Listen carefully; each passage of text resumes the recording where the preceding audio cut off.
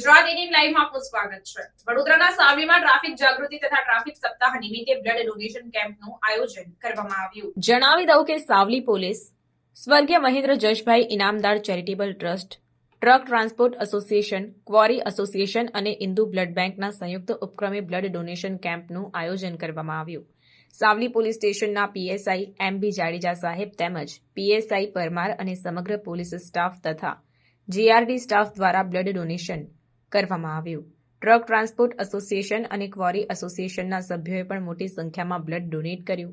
અંદાજિત 60 bottle blood અત્યાર સુધીમાં કલેક્ટ કરવામાં આવ્યું। બ્લડ ડોનેશનનો મુખ્ય ઉદ્દેશ્ય લોકોમાં ટ્રાફિકને લઈને જનજાગૃતિ આવે અને સાથે સાથે લોકો બ્લડ ડોનેટ જેવી સેવાકીય પ્રવૃત્તિમાં આગળ આવી અન્ય જરૂરિયાતમંદ લોકોનું જીવન બચાવી શકે તે હેતુસર આયોજન કરવામાં આવ્યું હતું।